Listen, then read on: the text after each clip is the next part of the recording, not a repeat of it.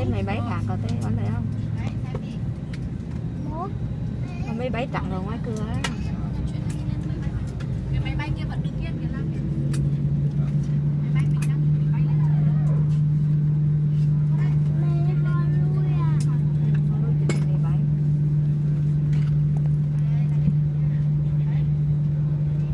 Tôi thích không?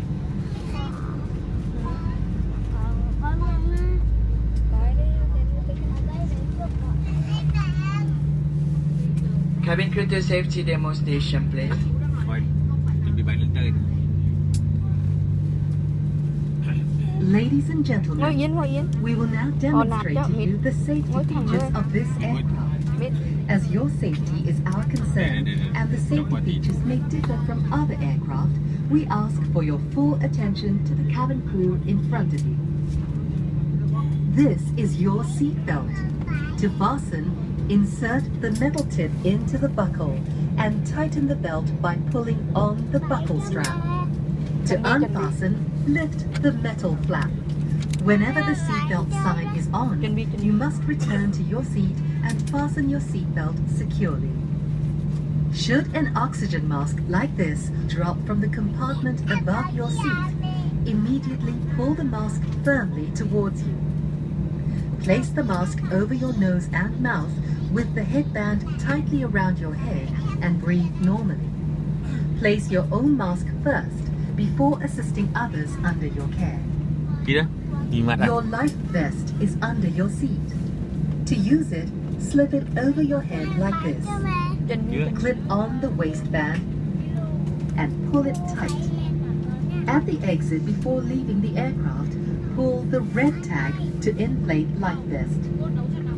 Do not inflate your life vest until you are at the exit, as this would slow down the evacuation flow. Your life vest has an oral tube for further inflation.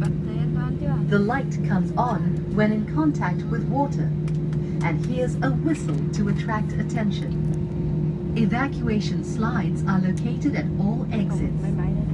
Please note where the emergency exits on the aircraft are located. They are being pointed out to you now, bearing in mind that the nearest exit may be behind you. In the event of a landing on water, slide rafts are located at all exits except exit B. Except exit B. During evacuation, leave your hand luggage. If smoke is present, keep low and follow the path lights to the nearest exit as indicated. A copy of this safety information card is in your seat pocket. Please read it carefully.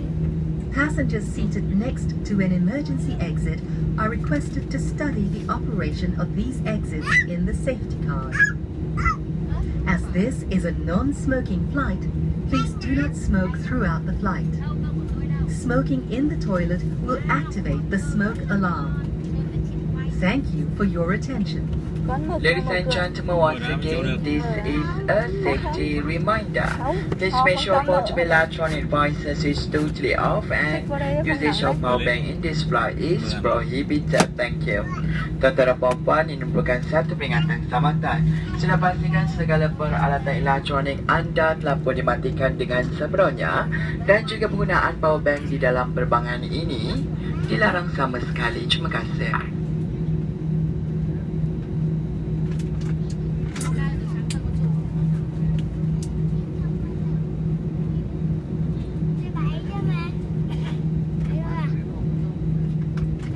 Chưa chuẩn bị.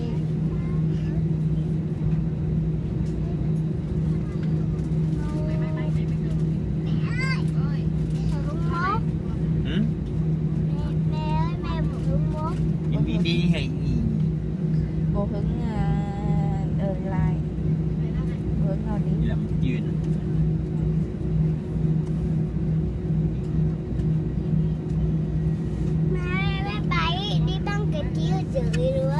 Bánh xé.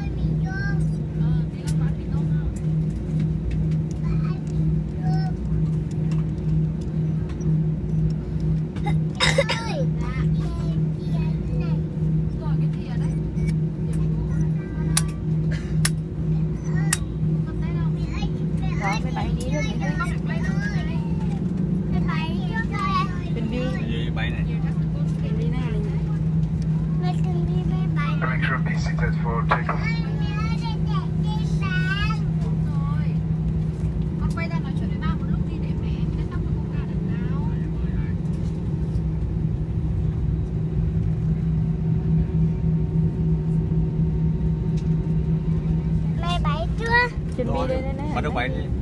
Đi bay đi.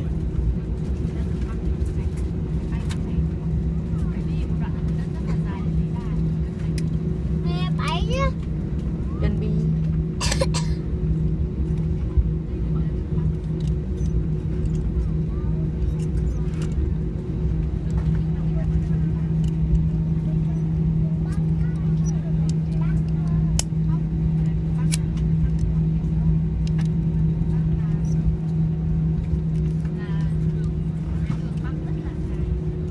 Nghĩ nữa mình đi đây. Máy bay rồi đây. Chuẩn bị. Mẹ mày bay chưa? Chuẩn bị đây này, mình đang ra sân đây để bay. Mẹ mày có ăn lại rồi. Phi công, chủ phi công. Đi công lại.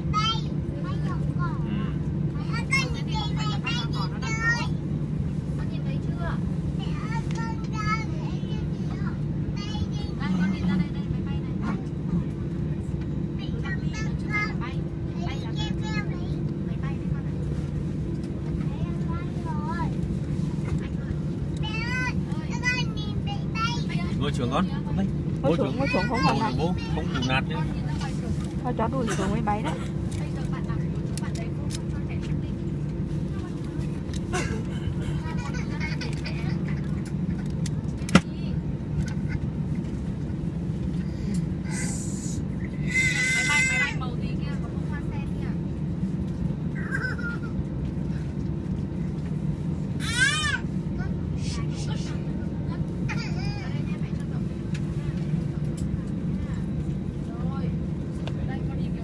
Hả?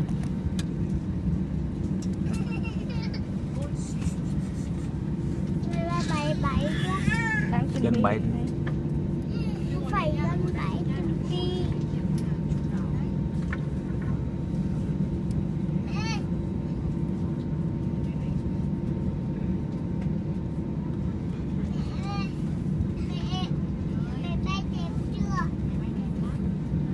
Ngoài đây còn cái máy bay nó bịt này. Thấy chứ? Nó chi là nó xanh là tới để nó tặng bên đây này. Thấy chứ?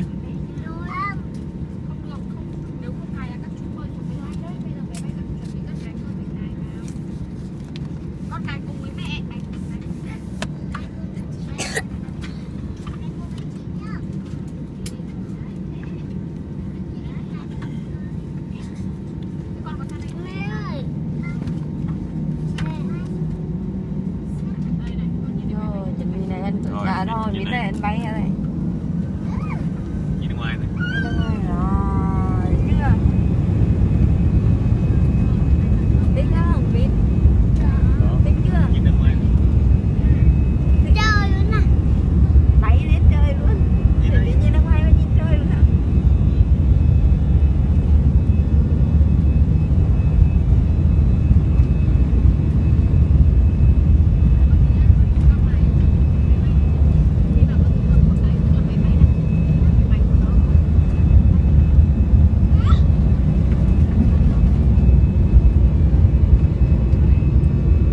Đó, mình có thấy không? Thấy cảm giác bay đó. Nhìn đây. Cảm giác Đời này. Đời này. Nhìn đây nha. vậy vậy là chào ba chào vậy vậy cái tay cảm ơn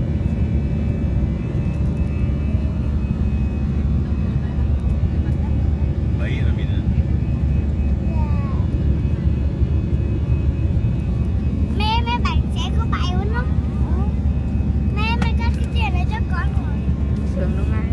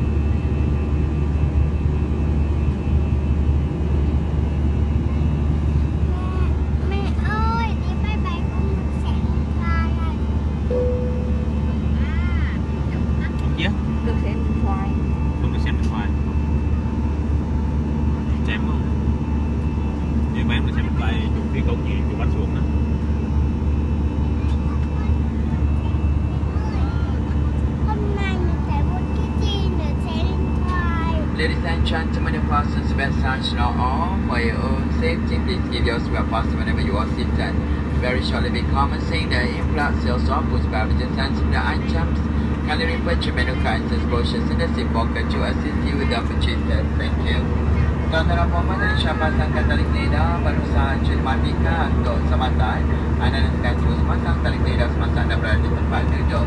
Sebelum kami akan mulakan